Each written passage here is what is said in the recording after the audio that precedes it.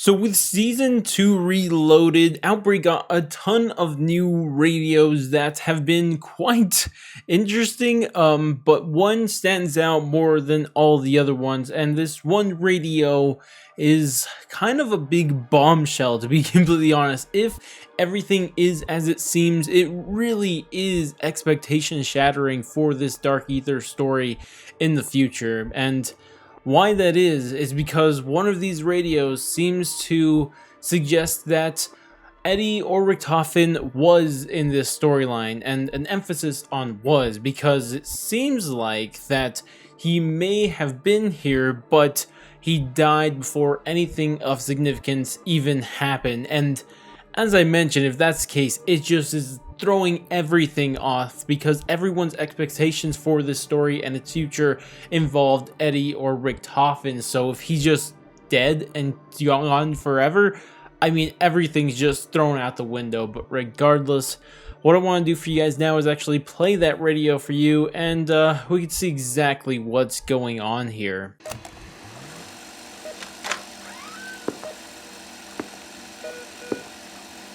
Weaver. Hello, Sam. You look serious. My colleagues tell me you've not exactly been cooperative, or forthcoming.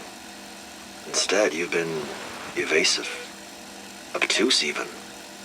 Ain't that just like me? This isn't a joke, Sam. I'm worried about you. We all are. After what I've been through, do you honestly think I'm joking? Sam. I thought I'd died and gone to hell. I thought everything and everyone I ever knew was gone forever. You've been to hell before, though, Sam. We both have. I was never going to leave you there to die. Like you did the boy. That's not fair, Sam. That was a different situation. We both did all we could. But not enough. He's still dead, isn't he? I can see you're agitated, so I'm gonna let you get some rest. I hope you feel better soon. I don't want to upset you. Why? Are you worried I'll destroy everything like you think I did at Outpost 25? Weaver!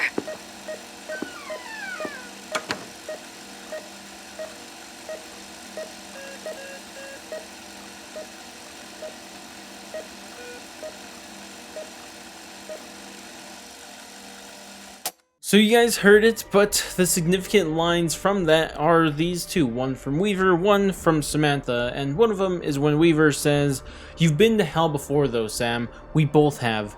I was never going to leave you there to die." And then Samantha replies with, "Like you did, the boy." And yeah, the boy. So they're talking about this character, this boy character that was somehow left to die, which is interesting to say the very least, because a lot of people may just look at this and say, well, they never said Eddie or Richtofen, right? They just said the boy. Well, the problem with that is that we aren't really familiar with any characters that you could be calling up just a boy, right? I mean, unless they're calling like full-grown men boys, which I kind of doubt. I mean, the only boy character that we are aware of that exists in this universe is none other than Eddie, because for the quick refresher of how he even got to this universe, I mean, at the end of the Aether storyline and Untitled, when that universe was pretty much just reset and just everything over with, only two characters came over from that universe. One was Samantha and the other was Eddie, and of course they were both children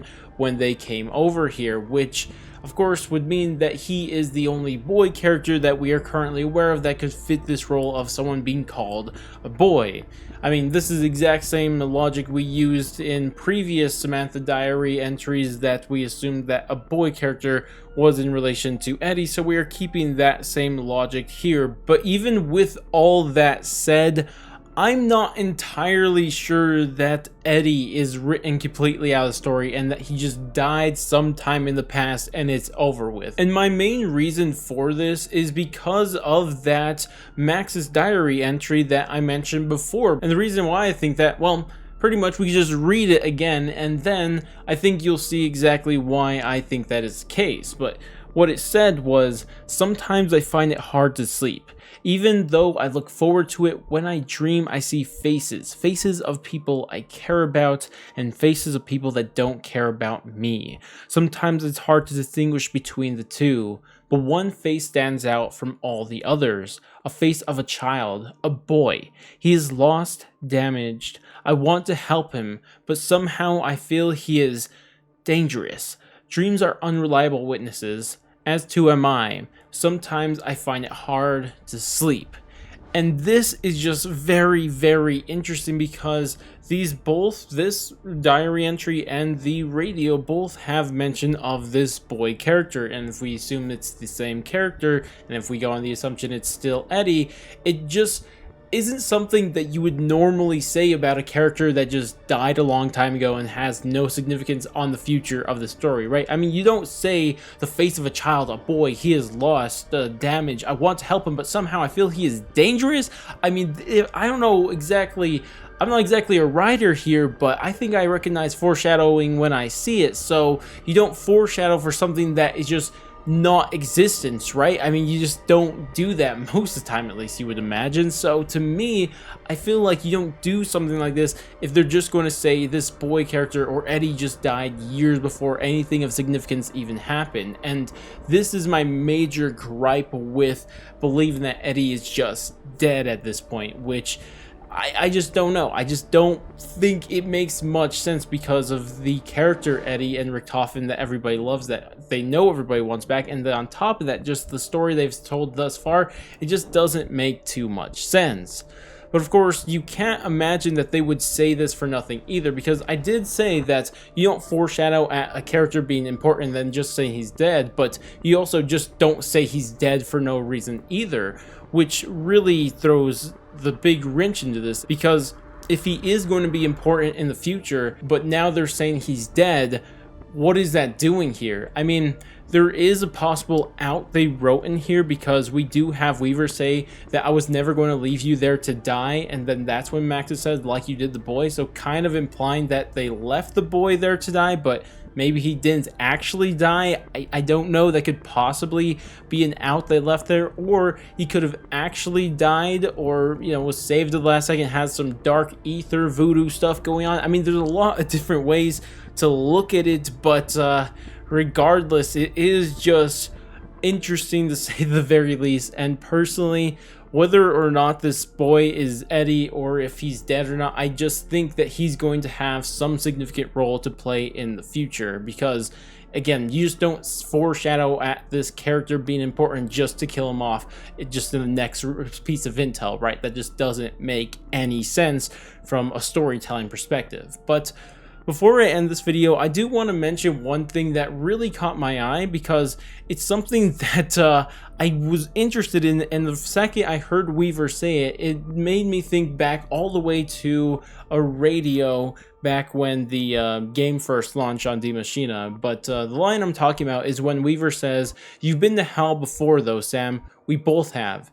And I'm kind of curious, what did he mean by that? Like, what's a place that he is saying is somewhat, I guess, equal to as an awful place as the Dark Aether? Because I mean, the Dark Aether, from what we've heard, it's pretty bad. So what else could be that bad? I mean, what else has been mentioned? And as I mentioned, the only thing that I could think of that he could possibly be talking about is this one radio from the launch of this game. And I'll probably play you guys just the significant part, or maybe the whole thing. I don't know, I'll decide whenever I'm editing, but here you guys go. Go ahead and listen to that. I want you to know that I've been in your shoes, and you can trust Weaver. He's a good man to have in your corner. A good boss. Back in the 70s, West Germany was a major investor and supplier to Iran. In exchange for oil and gas, we propped up their steel industry and aided their nuclear power program. I was there in '79 when the revolution kicked off. Western intelligence agencies coordinated with the CIA to ensure the Shah's safe extraction to the US. But a lot of diplomats and citizens weren't so lucky. Me included. If it wasn't for Weaver's intervention and willingness to go off the books, I'd be a forgotten memory by now. Trust him. Trust me. So as you guys heard, there is mention of the Iranian Revolution of 1979, right? Because this is a place where Samantha was left behind with some civilians to just be in a very terrible situation. And I don't know exactly how terrible this situation was in real life, so I guess this is the only thing that could really be equivalent to the dark ether that we are aware of that Samantha, existed through or lived through, which if it is, it would kind of fit this role. But this actually has a problem if this is what Weaver's talking about when he's talking about that hell that Samantha and him both went through, because the problem is that this place takes place in 1979, and by 1984, when everything is taking place as it is currently, Samantha is in her early 30s. So the problem being here is that if this is the place where they abandoned this boy, that it doesn't really make sense for it to be Eddie, because you would imagine that Eddie and Samantha would have arrived in this world at the same time. So if they did, they both should have been older, meaning that Eddie should have been older, and they probably wouldn't have been calling him a boy, right? And that's what kind of throws it off. But I don't really know if this is incredibly significant because of the fact that we just don't know if this is that hell that Weaver is speaking of. And if it is, there is an explanation that has been theorized before by myself and other people, that Samantha and Eddie entered into this new dark ether universe at different points in time. So there's a lot of things that could go around here that could make this, just not exactly accurate, but it is something to keep in mind. But regardless, that's about it for this video. I'd love to hear your guys' thoughts and opinions on everything we've talked about here today, but especially I'd love to hear what you guys think about Eddie and if you think he's actually dead or not. But regardless, that's about it for me. If you guys did enjoy the video, definitely do all the normal YouTube stuff, like, subscribe, bell, share, and all the great stuff. But I'm gonna go, and I'll catch you guys next stream, video, or whatever the heck it may be, and laters, guys.